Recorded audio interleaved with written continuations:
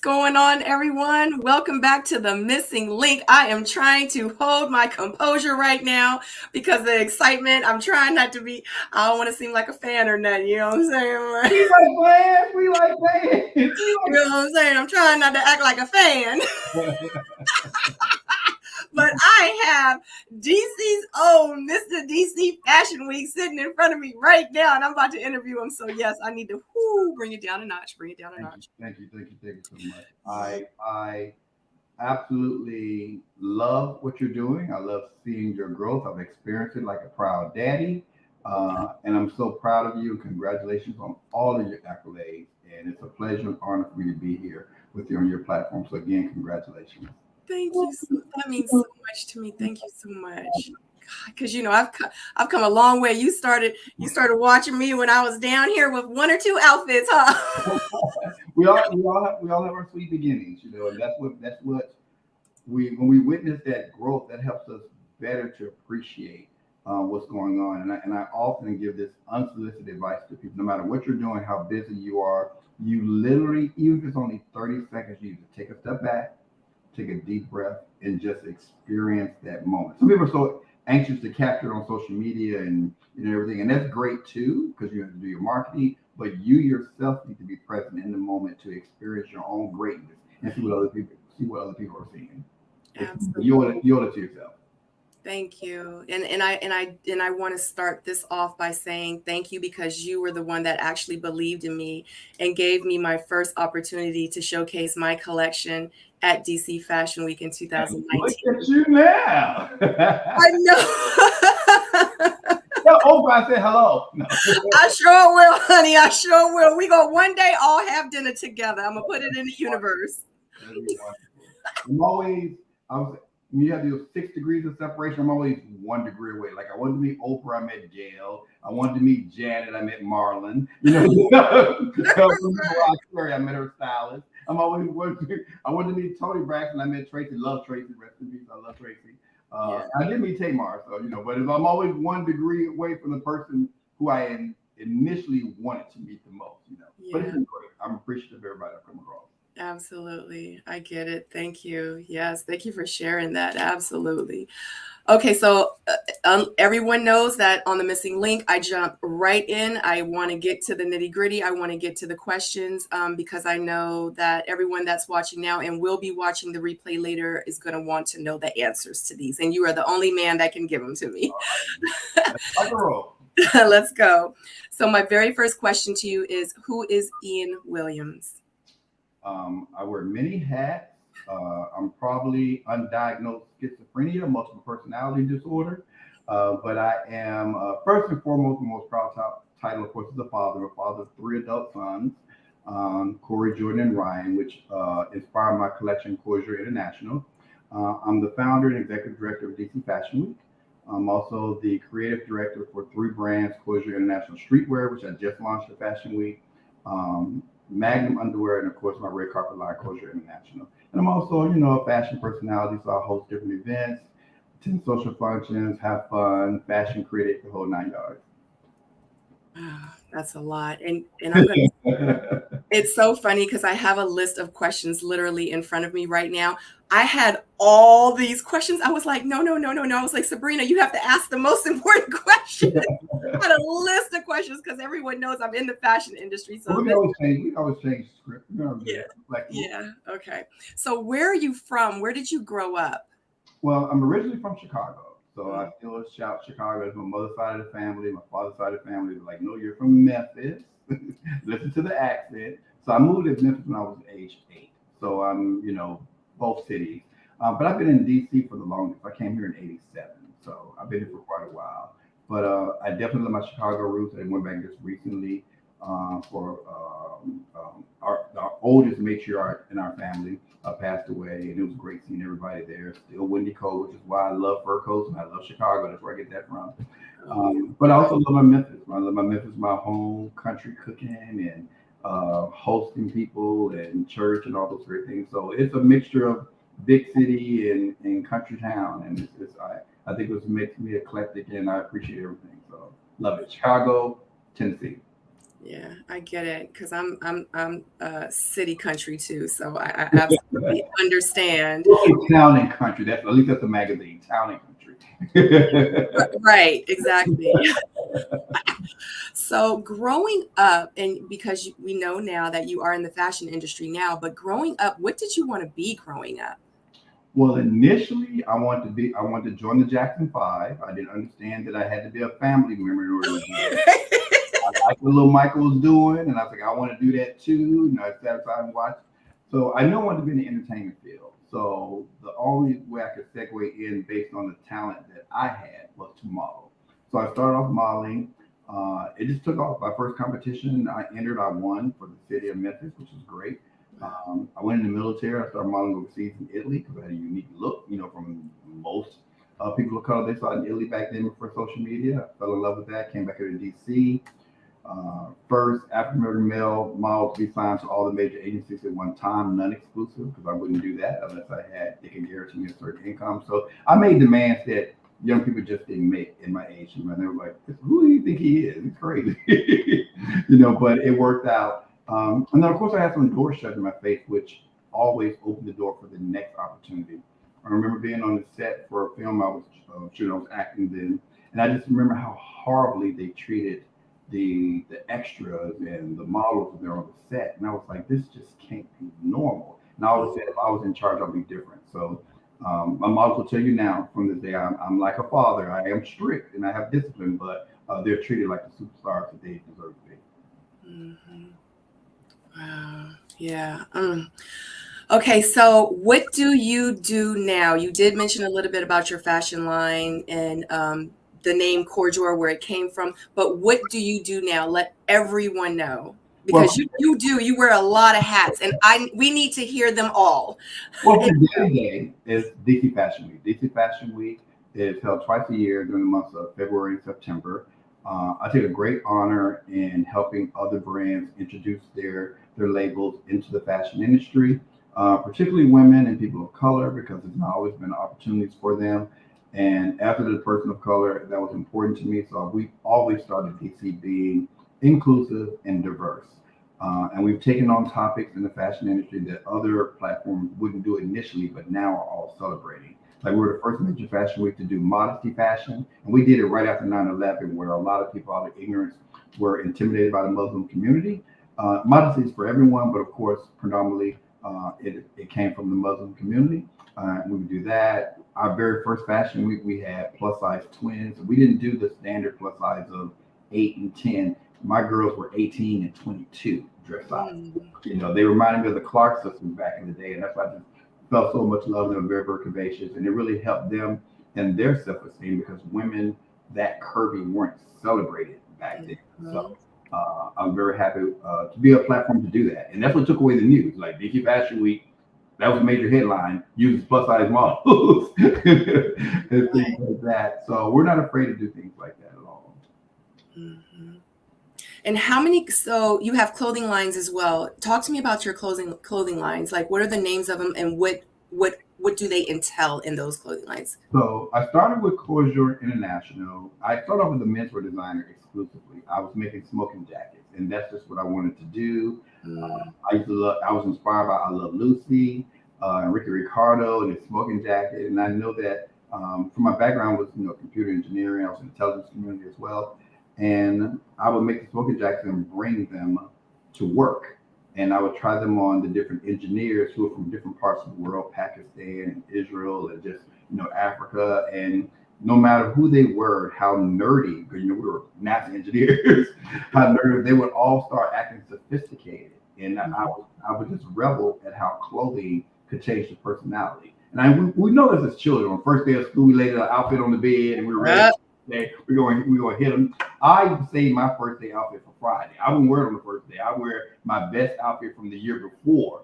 Let everybody else wear their new stuff, and I would save my new outfit for Friday. But I said to say that I just fell in love with fashion.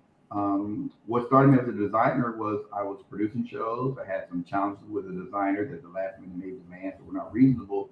And I said, I never want to put myself in that position again. So I started designing just like that. And I've been hitting the ground running ever since. I'm self-taught. I did it for a number of years. And I thank the designer all the time. He asked to see one of my garments, and he turned it inside out, and he was like, "This is not good." And I was like, "Nobody's looking at the inside." He said, "You should be able to wear your garment on the reverse side. It should look good on the inside and outside." And that was a valuable lesson. I was embarrassed at the moment, but it's because of that it helped set my grade up. So now I have a whole design team of Yeah. talent boosters as well. They carry out my instructions for design, and I think it's made me a better designer. So sometimes you hear that harsh criticism, take it to heart, hope Yeah. it's from a place of love. And even if it's not from a place of love, see how it can still benefit you, and then just go forward with it. Right. So when did you find your love for fashion? When did you realize, you know what? I want to start making clothes. Well, the love of fashion really started and I don't even know if I've ever shared this with my stepsister before. Our sister, her name is Pam, and I remember when my father was getting married, I had this family, these other siblings, and she said, "We're going to stop you dressing in Geranimals." You know, Geranimals was the thing back then, little matching top and matching Yeah. bottom. Go to Sears or Roebuck and look at the catalog, and I was ready. They have it now. They still got it. Into this little, hood store.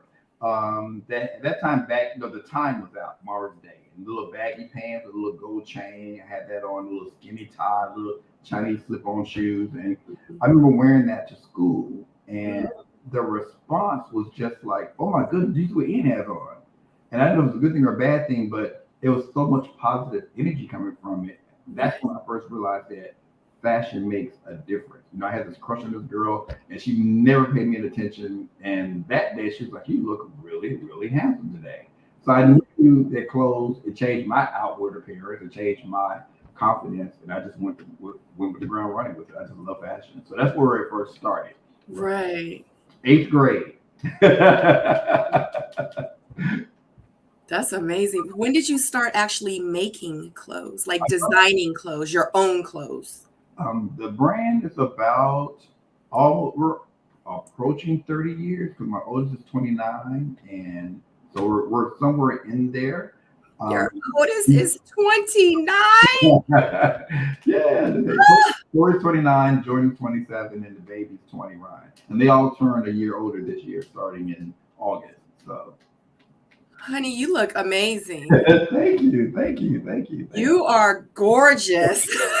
Oh, wow. So baby. So yeah, I love clothes. I started a clothing label. I started off as a menswear designer. I did one of my biggest shows at the Ronald Reagan Building. Hummer was my sponsor. I did 40 pieces, which is really a lot for a designer, especially back in those days. Right. And I only did one dress. I didn't want to be. I wanted to be the male Victoria's Secret. That's where I started off at. And so I thought with the smoking jackets and the lounging pants and things like that, I was. Right. I did one dress. I didn't even finish. I just did a bustier and a whole bunch of gathered fabric. So when she would come down the steps, it would give this real long train, and you would see this fabulous male model with the embroidered smoking jacket on and tuxedo pants. That was the outfit. And immediately after the show, the journalists came up and said, "Where's the dress? Where's the dress?" I'm like, "No, that's a prop." That's not the focus. Right, right. So it's just reality. I mean, the demand for the dress was there, so I started making women's clothing, and it's just where I've been ever since. So I still down with the menswear, but I'm predominantly known as, I would say the naked dress man, because I like to use a lot of sheer and body forming evening gowns and things. But I love it. I think that a woman on her wedding day is the most beautiful day, but I want her to feel like that every day in my clothing. Every So day. that's what I try to aspire to do. So with the clothes making, do you physically make the clothes, or like you said, you have a team, or do you have a team that make your clothes and you design the clothes, or do you literally sit behind the sewing machine and sew? So I make all the original samples. Most of my silhouettes are the same category. You can look at the brother and sister and auntie of the family and see, where my designs are from there. And then my team now finishes it. So I'll create the sample and say I want to do this dress and I want to make this shorter, make this longer. Let's do some ruffle sleeves on this one. Let's make this one with a princess neck. So I'll make also just changes, but the original samples are mine. And like I took out my sewing machine for the first time in probably almost like 2 years just this last season because I felt really challenged to try to do something different. Yeah. Um, and then I noticed that, my needles got fat, my thread either got fat because I couldn't get the thread through the eye of the needle anymore. So I don't know if they put on their pandemic weight, but I literally had to have my son Corey thread the needle because I just couldn't see I have to, in real life, it. I have to wear glasses when I sew. I don't think nobody knows this. I'm not alone. Sabrina, I'm so serious. I kept saying, what is going on? I had the most difficult challenge time just threading. But, it's like getting on the bicycle. It all comes back to you. Mhm. And I did that. So, yeah, I did. Actually, I think I showed on IG. I showed the technique I used from scratch with draping and then how I finished the gown. Wow, I'm gonna have to check that out. Yeah. I'm gonna have to check that out. So what inspires your clothing? Like what is the aesthetic that you like to go for within your clothing and your gowns and the clothing that you make for men also? I know you hear this all the time, but old Hollywood glamour just never goes out of style. It's And timeless. it's timeless. And I want my customer to know that if you wear a gown today in 2022, you can wear it again in 2026, and it's still going to be done. You're still going to feel great about it. So I do like trying to create timeless pieces. Every now and then I'll jump on the trend just to get my spin on it. And then later when I see it 2 or 3 years later, I'm like, why did I do Yeah. that? So I like classic silhouettes. I just like form fitting. I like using great materials so it feels soft on the skin. Every now and then I'll pick a fabric. Like I just did an evening gown, and the fabric was just horrible on the skin. I mean, it felt like sandpaper, but it was so beautiful. So I ended up putting a petticoat up under it, so Mm, you touch the model's skin. I was like, you go scrape yourself up, please. Put the petticoat up first. But I love the fabric. So sometimes, with fashion, you have to just deal with the pain. Pretty much, I guess, as you as a woman suffer with stilettos. You have to just, hey, your legs look great in stilettos, so let me go ahead and do it for the fashion. right. Absolutely, honey. Fashion beauty is pain. Right, right. People don't get it, but it is, and I live for it. Yeah, yeah, yeah, yeah. So you are pretty much the creator of DC Fashion Week? Yes. Well, as I mentioned with the show that I did, this big showcase, all these pieces, after the show went over, then I was like, I want more people to know about it than just hear. How do I do that? So I started studying other platforms. I did some information on Magic and I talked to a few designers who had done that, but I didn't have the resources to mass produce at the time. So Magic wasn't for me. I really wanted to let more people about what I was doing, and I like making custom made to order design. So then I wanted to be a magazine. So my first magazine break was Upscale. Super excited. Whitney Houston and Barbara Brown on the cover. It was right in their heyday. I'm like, oh my goodness, I have made it now. And those in those days, the advertising pages were 11,000 a page for Upscale, and they did 7 pages. Oh, GQ was like 80,000 a page if you committed to like 6 months in a row. It was super expensive. But I saw that there are also features on designers getting editorial coverage that wasn't necessarily an ad, it was news. And I Hmm. found out that the best way for them to get that was participating like in a fashion week.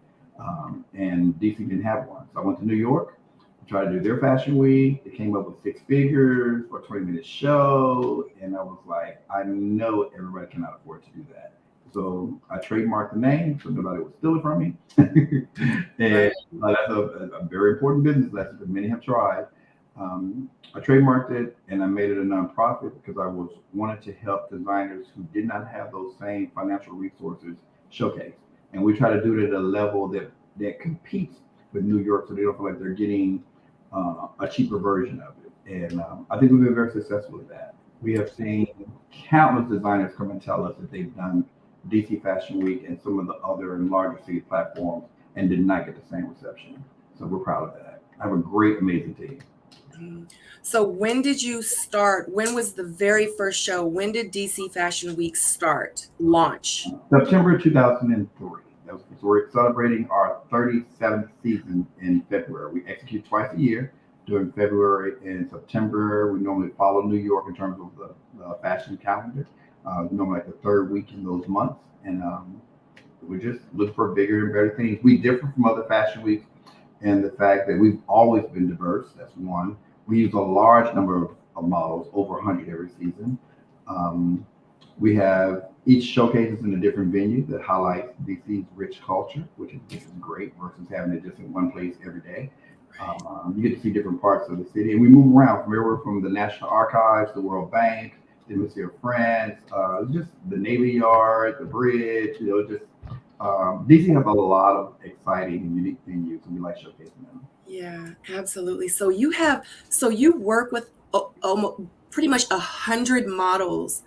At least minimally. So the last season we did roughly about like 170 actually in the showcase. We have close to 1,000 registered each season.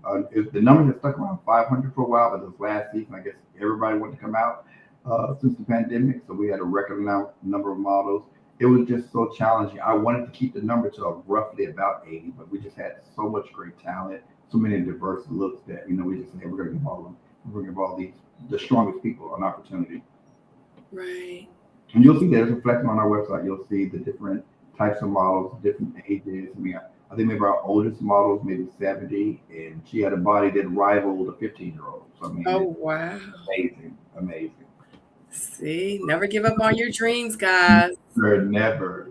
Get out of the narrative. Anybody can do it as long as you think it, you can will it, you can do it. Right. Wow. So real quick, just because I'm sure people are really intrigued with DC Fashion Week and some of like the behind the scenes and what goes on in putting on a major production, because that's huge. And for you to be as successful as you are for as long as you've been doing it is amazing. So okay. So just briefly, I know I don't want to spend too much time on this, but kind of give me the behind the scenes of when DC Fashion Weeks, let's just say the spring summer collection starts or fall winter collection starts. What is the very beginning process, and what do you kind of do? Just briefly, just telling me what you do throughout to the very end. Like, what does it take? So the first step is after the last fashion week, we get a lot of inquiries on when are you coming back. So we gather all that information. We set the dates, we set the venues. We start the registration process, which started last month for designers. In May, it'll be for the volunteers, glam squad, press, and all the buyers, all other parties that help bring fashion together. After the registration process is going through, we do a model selection, we do a model casting. We have the designers that have already registered come in and help select the models that we want to reflect their collection. Our volunteers come and assist. They want to do it for community service, also fulfilling their college credits, and also just really trying to learn the industry hand-on with an actual designer that's doing something, or with actual models. Makeup artists actually wanting to build their portfolios. Then we have the shows. The showcases are comprised of different genres. So we have Emerging Show, which is fun, exciting, everything from t-shirts to athletic wear to cocktail dresses. International Couture Show are for our more seasoned designers and really reflects their culture from around the world. So it can be somebody that's from Largo and somebody from Paris, France. It can be from all over. So it's always exciting to see the international designers and the local designers on the same platform, because they learn and share ideas from each other, things like that. And of course, the media, they help capture the event and they share the news, so that when we get ready for the next cycle, more people are coming to be a part of it. But I have a great team. My director of photography catches all phenomenal images. That's Falon Mark.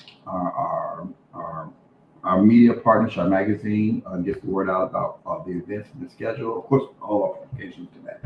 Our stage manager, April, she puts the models in order. She makes sure the flow of the show is executed properly. Her assistant, Dominique. We have our stylist, Chris, and I'm sure, and Portia, my main assistant. They do their part. Our music director. It's a whole team. It takes the whole village, but they all have their parts. They're all exceptionally important. Our lead makeup artist, Nat Evans, our lead hairstylist, Seven Salon. So we have these great industry professionals who have worked with. Everyone loves, to drop celebrity names. They've done a number of celebrity clients, but they lend their talents to DC Fashion Week to give our models the best experience, our designers the best experience they can have here in the nation's capital. Right.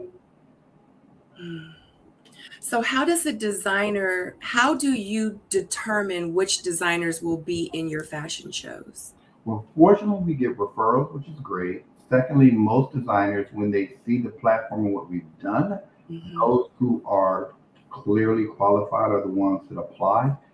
Sometimes we get those that don't qualify. We'll make suggestions in terms of the craftsmanships or what they can do to improve and make it better show ready for them. And then sometimes we've had designers that we thought were show ready and then they get there and they're not, and we have to make them wait. It's unfortunate. It's like, look, boo, that's not going on the runway. Right, right, right. So, but normally we get to see that before, like at the fitting and stuff, to see that everything is still in line because we want to make sure that our public is getting the best talent that we can showcase that season as well. So Mm. most people, it's like for anything. You don't go into a Lamborghini dealership unless you can buy one. So unless you're ready. So we're fortunate to be in that position that our designers are amazing. Our youngest designer is like 5 years old, and she did a great collection to like our oldest designer in her 80s. So it varies. Right. Now, with the models, say for instance, you have someone that wants to do DC Fashion Week. She wants to walk in it. She's been wanting to walk in it for the last 10 years. She's ready. She's of age. She comes to you and she does not know how to walk. Do you offer classes or some type of assistance for the models that We really don't aren't ready? we critique and because it should be natural for you. So let's say you walk and there's some things that need to be fixed. I'm going to give you instruction on that. We're going to let you walk again, and hopefully you'll be able to take it to heart. Sometimes it works out. We have model coaches that are willing to help and assist. Sometimes we refer them to them before the audition for Fashion Week. But yeah, if they don't have it, they're just not going to walk. It's just not. That's just not going to happen. We wouldn't do the designers that injustice because designers, as you can relate, work really hard. You wait for that one moment. You have roughly 30 seconds per outfit on that runway, and you wanted to capture it in the most perfect moment, and you're the one sitting there with broken needles and fingernails, and you want it right. So you can't afford to have that misstep. Of course, even the supermodels make mistakes on the runway, but Right. you have to have the fundamentals. And for us, it's personality. Personality over everything, because we can see from, with hair, our glam squad can make Sasquatch look like Miss Universe. So I mean, I'm not saying we get Sasquatches. I'm just saying, but Right. that's the look. That's the easy part. It's the personality and professional attitude. We get a lot of models who've done many great things to work on the platform, and they look great. They walk well, but it's that personality that just not working. Yes. We don't want the energy around our designers. Absolutely. Is there a certain height restriction that you have for the models, or you're like, if they can walk, or they need to have the height and they have to walk? We have a preference. So our preference is the industry standard 5'9" to 5'11". We'll Mhm. consider as short as 5'7". It's extremely rare for us to go up under that. Mhm. Sometimes the model just brings it. They have the energy, they have the look. They may have 10-inch heels. They do what it needs to be done to make that part happen. So and if it does, we're happy for them. And we'll let the ultimate decision be by the designers because they know how they want their brand represented. So Mm. they have the option of sending us models before even they register and say, hey, this is somebody I think I'll be interested in working with. And that helps them. That helps in their favor as well. Mm. How do the designers determine who, because you have 170 models, let's say, how do the designers determine who will walk in their show? So what they do is we have all the models work for all the designers. Once they do that, the models are assigned their numbers, not their names or anything like that. So it's just strictly, I want model number 13, model number 75 or whatever. And then if that's what they want, we let them fit them in and walk in the show. So many of the designers were shared. Like you may have one model, she may walk for 20 labels that season, where another model may only walk for one. Mm. Yeah. So that model pretty much needs to bring it. And Well, it could be that. It could be the fit. It could just be that the other models just had something different. It happens. mm, Recently, we had a model. She looked like Claudia Schiffer. I thought she was just the most beautiful little thing walking. And I said, you should really try out for Fashion Week. And she did. mm, And just beautiful girl. Average runway walk. So, nothing to write to mom about. But it was the first time. So that's perfectly acceptable. But not one designer picked it. And it was just really shocking. Uh, wow. I just thought everyone would just snatch her up. And then we have another model who's a little more, let's see, urban with her walk, which is fine. It's like Naomi Campbell on steroids, and they absolutely love her, and she walked for like almost everybody. So it's that personality. And we, again, the designers, they're the clients. We want them to be satisfied with who represents their brand. So Right. if you walk on the runway and trip and fall and do somersaults, that's what the designer wants. We'll try to make it happen for them. Makes sense. So, as the designer, okay, so when a designer comes in, they want to showcase their designs at DC Fashion Week. How many pieces would you like for them, or do they usually showcase in the show? We have a minimum of 10. We used to go up to like 25, but now we have so many designers. Mm, The registry season, we want to give all of them, if they can, a fair shot. So we're between 10 to 15. And I've done other regional fashion weeks and know that we're far more generous. We're the most affordable major fashion week in the world. And our designers get the highest return on their investment in terms of what they're getting. They're getting photos, they're getting online gallery, they're getting press invites, buyer invites, music director, backstage assistants, marketing. We even incorporated the social media aspect of it so they can actually see what their social media presence was before Fashion Week and afterwards. And they also get substantial organic growth. mm. Do you look for specific designs with the designers to showcase, or you're like, you know what, I want someone with lingerie, I want someone with coats, I want someone, like, is it specific designers that you? Not that. Now, the platform where it can go is Mm, so if you had lingerie, that wouldn't be in the International Tour Show, that would be in the Emerging Showcase. mm, We're doing a strictly menswear show. You could do menswear in either platform, but we would rather you do it in the Washington Menswear Showcase if it's strictly men. So that part varies. But it's for us, it's not for us to say what you should design, because every designer has a different aesthetic and take on what they do. We just want to know that whatever you do it well. So if your designs are garbage can lids and plastic garbage bags, we want it done properly, we want it done right, that's and show what you do. You know, there's a clientele for that somewhere. I don't know them. right, right. Come with the basics and the fundamentals, and you are organized and you're willing to take direction and mentorship, then this is a great platform for you. So we're not going to say, oh, wait, because we don't like your dress because it's too short or it's too this or that. It's you know who your client is, you know what you want to design. So if it's done properly in whatever aesthetic it is, then we celebrate that. Yeah. Okay, so you're mentioning you have a men's collection and international. So how many different collections do you have within DC Fashion Week? And are they all showcased the same day, or are they on different days? They're on different days. So each season, some seasons are similar, some are different. Like, for example, this season we're going to have the Emerging Showcase, International Showcase, and we're considering bringing Modesty back. And the Modesty may replace the menswear for this season. And maybe like 2 or 3 seasons ago, we had a Hall of Fame showcase, which featured some of the great designers from Fashion Week, what they've done over the years, and we brought them back with limited collections, just to show, hey, these are all people that initially did DC Fashion Week, and look at what they're doing now. And that was pretty exciting. We give them all awards for doing that. So sometimes we have an eco fashion show, so the fabrics have to be sustainable, good for the environment, ethical treatment in terms of paying fair wages and things like that. We celebrate that. So it just depends on the fashion week and what we feel like doing next. I would love to do a plus size showcase with all plus size designers, but we want real plus size models. We want real plus size designs. We don't want it looking just cookie cutter. We want it to be fabulous. So we'll explore that. We've had children designers showcase part of the emerging show. So we're open to different platforms. As long as it's fashion and it's fun and it's great, we'll celebrate. Yeah.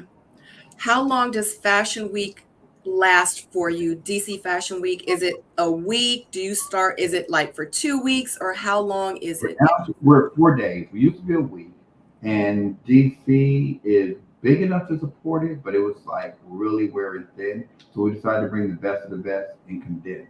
And that format has been working pretty well for us with the networking party and then our other three major platforms. That's been working really well over the past few seasons with all the events selling out before the fashion week, long wait lines, not lines, but wait lists to be for someone to give their ticket up to be replaced and increase media presence. So we think the current formula is working. You can't have too much of a good thing, but you can have enough. So we'll still stick to that format for the fall. Yeah, it's a great format. I love DC fashion. I do know that you have your own designs. I know you have Corjor, and I do know you have Magnum underwear. So where do you sell, or do you sell your gowns, or is it straight off the runway? Do you only sell samples? Is there a website they can go to? I literally sold some underwear today at a gas station. Whatever it works, honey. Whatever it works. Jay-Z's a billionaire and he sold tapes out of his car. So you know what? I am not. This is where I am. So the Magnum underwear, I'm in 5 retail locations in the DC area, mostly adult novelty shops, and they also sell online in Magnum underwear. Corjor is custom made to order, so therefore you have to book an appointment with me. You come in, we take your measurements, we look over fabric swatches, and we decide what we're going to make for you. Or you can buy something sample from the runway collection. So we have a lot of clients that come and do that if they're quote unquote model size. So we have that as well. The new streetwear collection, I'm going to mass produce that. I collaborated that with my sons.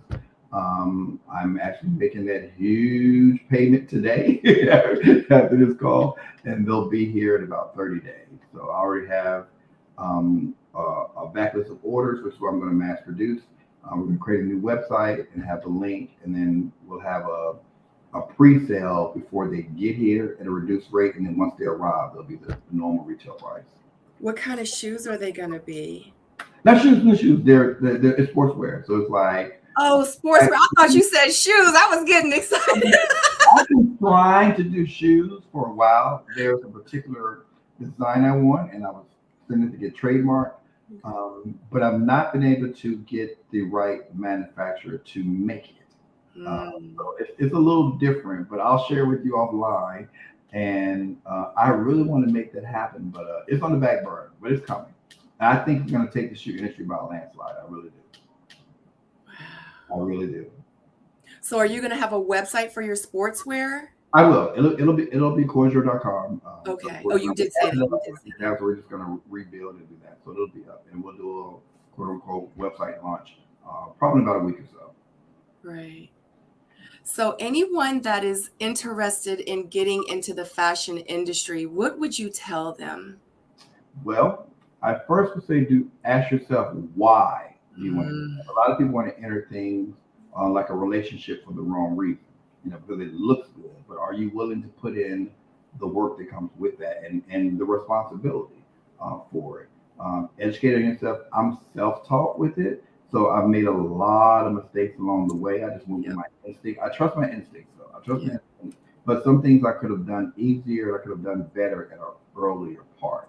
So now I really sit back. I've learned from those life lessons, and I really feel like, am I going to be able to do this in the best possible way with the resources that I have? And that's my yay or nay for it, and I use that.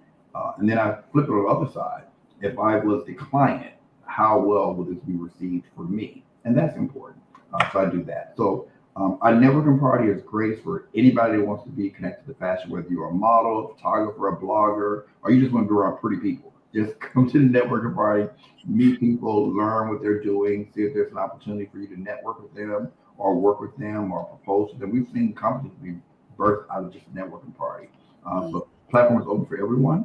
And then again, who do you aspire to be like? Because you're not reinventing the wheel. Like if there's a particular, most designers can share their stories. So you can read about any fashion house, whether they're 200 years old, and you can learn from the mistakes that you saw the Gucci movie that they did as a family, that you now have this global brand that not one original member owns the brand. So they didn't leave that legacy to the offspring.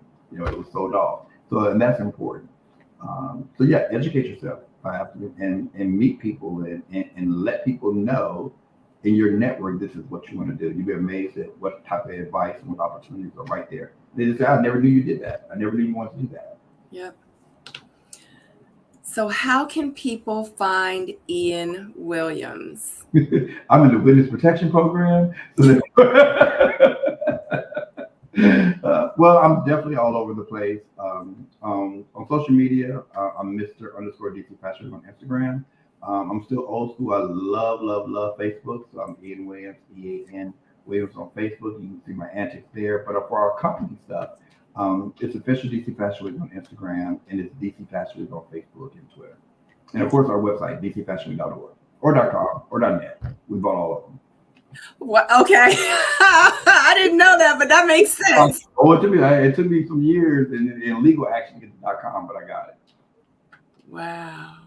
So, and also too, I should have asked you this first, but so I want to say, what projects are you working on? But obviously you're getting ready for the next Fashion Week. Is that correct? Right. We're doing that. We also, for the first time, we're partnering with the DC Commission of Arts and Humanities. So we're going to do fashion showcase next Wednesday. That's going to be great. It's going to actually be at the commission. They haven't done a fashion show there before, so that'll be great. We have some great designers that are participating. We have a special guest designer from London. Makes impeccable clothing. The brand is 400 years old. The suits start at $15K, which means somebody at that level can definitely mentor and help teach or inspire some of the designers we have based here. So it'll be a little bit of London, not versus DC, but we see that. So that's gonna be exciting. And then we have a couple other events. We have H Street Festival Fashion Show that's coming up in September as well. There's a number of events. So yeah, we normally post them on our website, dcfashion.org, to schedule this, or if you follow us on social media, see what we have coming up next. Yeah, definitely. And anyone that's in the fashion industry that wants to start modeling, or like Ian said, with designing and showcasing, definitely go to the website, find out exactly what they're doing, sign up. You got to start somewhere. You know what I'm saying, guys? Like, we'll let you tell them when the Sabrina Cordial Resort Collection show is happening this summer. So let them know when we're doing that. After me and you talk about that, honey, I sure will. We need to do it after the reunion of. Honey, that's in 2 weeks. Okay, hey, we make it happen. Oh, right. Well, thank you so much, Ian. I love you so much. Thank you for taking this, because I know you are a busy man, and thank you for taking the time out of your schedule and your busy day for coming here and giving these great and amazing people this knowledge. And I know that it is absolutely going to inspire someone that's going to watch this. Oh, thank you. Again, congratulations to you and your beautiful family. I see you and your daughter. I think it's just amazing and great. I love what you do with your brand and everything, and how you are cleverly doing product placement. You're doing it the right way. So again, congratulations on that, and continued success in all that you're doing and how you're utilizing this platform to give other people a voice in fashion as well. So thank you. Thank you. Thank you so much, guys, for tuning in to The Missing Link with Ian Williams. Until the next link, I heart you. Bye. Oh, I love it.